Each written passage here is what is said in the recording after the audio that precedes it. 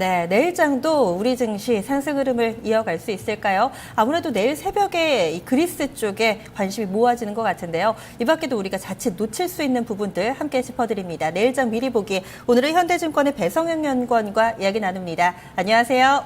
네, 안녕하세요. 네, 먼저 내부 변수부터 짚어보겠습니다. 어떤 부분 눈여겨볼까요? 예, 역시 우리 시장 반등의 흐름을 계속해서 이어가고는 있는 상황이지만, 캔들 일봉상 계속적으로 음봉이 출회되면서 반등의 탄력은 상당히 좀 제한적인 그런 수준으로 보이고 있는 상황입니다. 역시 이제 외국인의 매도가 2주 연속 계속적으로 좀 진행이 되면서 시장의 상승 탄력이 둔화되고 있는 상황인데요. 최근 외국인의 매도는 뭐 우리 시장뿐만이 아니라 이머징 아시아 전반의 그런 매도세로 보시면 될 것 같고요. 역시 지난주까지 계속된 FMC에 대한 불확실성 그리고 그리스의 기술적 디폴트 우려에 따른 이머징 내 외국인의 비중 축소 과정으로 이해하시면 될 것 같습니다. 역시 이번 주에 이제 그리스 이슈에 따라서 외국인의 수급이 변화될 수 있을지에 주목할 필요가 있겠고요.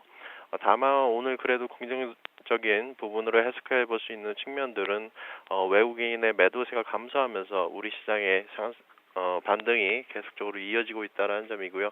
외국인이 매수 전환한다 그러면 시장의 반등 탄력도 좀 더 강화되지 않을까 기대해 볼 수가 있겠습니다. 또한 이제 기관의 매수세가 지난주까지 계속해서 코스닥 시장 쪽으로 좀 강화되면서 중소형주의 꾸준한 상승 흐름이 이어지고 있다는 점도 주목할 필요가 있어 보입니다. 네, 우선 수급 쪽에 내부 변수는 좀 포커스를 맞춰주셨는데요. 해외 쪽에서는 어떤 내용들이 준비되어 있나요? 예, 역시 뭐 해외 쪽에서는 이번 주 계속해서 그리스 관련된 뉴스가 중요한 변수가 될 것 같습니다. 오늘 EU 긴급 정상회담을 비롯해서 25일 EU 정상회담이 계속적으로 좀 예정되어 있기 때문에 그리스 디폴트와 관련된 뉴스들이 계속해서 시장의 등락을 좌우할 변수로 보고 있고요. 다만 그리스 우려감들이 계속적으로 좀 이어지고는 있지만 시장에서 예상하는 사실상의 그리스 디폴트와 관련된 중요한 변곡점은 7월 중순 정도가 될 것으로 보이기 때문에 이번 달 최악의 시나리오로 전개되지 않는다면 그리스와 채권단 간 어느 정도 일정 수준에서의 타협이 가능할 것으로 보고 있고요.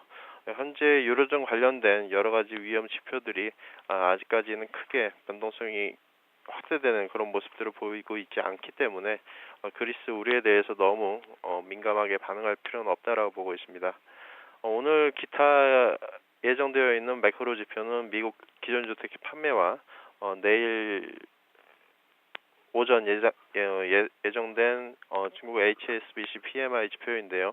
역시 중국 지표와 관련해서는 지난 주말 중국 증시가 6% 이상의 그런 급락세를 보였기 때문에 이번 주 초 중국 지표와 관련해서 중국 증시 변동성 확대 여부도 좀 더 확인할 필요가 있다라고 보고 있습니다.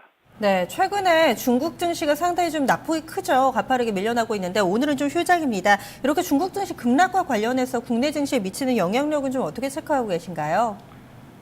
예, 뭐 아직까지 지난 주말 중국 시장의 그런 급락 요인이 펀더멘털 측면보다는 오히려 수급적인 측면에서의 그런 부담 소식이었기 때문에 즉 기업의 IPO라든가 신용 규제에 따른 단기적인 악재로 보고 있습니다. 그래서 우리 시장에 미치는 영향은 제한적일 것으로 판단하고 있습니다.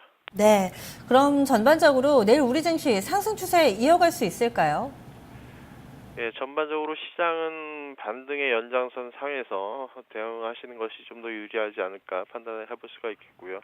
말씀드린 대로 그리스의 불확실성 해소 여부에 따라서 외국인 수급이 강화된다 그러면 코스피 지수의 추가적인 상승이 충분히 열려 있다라고 보고 있습니다. 따라서 현 시점에서는 뭐 뚜렷한 주도주는 없기 때문에 일단 납북과대 대형주와 그 다음에 고PR주 즉 최근에 시장을 주도하고 있는 음식료라든가 화장품 바이오주에 대한 그런 바벨 전략이 유리할 것으로 판단을 해볼 수가 있겠고요.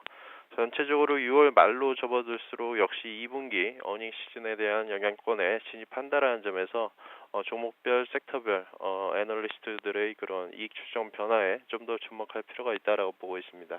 네, 말씀 고맙습니다. 네, 감사합니다. 네. 국내에서는 최근 연일 이어지는 외국인의 이 수급 동향 포커스 맞췄고요. 해외 쪽에서는 역시나 오늘 새벽에 있을 이 그리스와 관련된 그 결론, 여기에 관심을 두고 있습니다. 아마 오늘 장에서는 낙폭과대 대형주들 반등이 나와서 잘 가는 말을 올라타야 될지 아니면 반등을 노리는 종목 사야 될지 고민이 되신다면은요. 이 배석영 연구원은 양쪽 다 가져가 보자 바벨 전략을 권하고 있습니다. 참고해 보시기 바랍니다. 집중 골든타임 1부였고요. 잠시 전하는 말씀 들으시고 2부로 이어가겠습니다.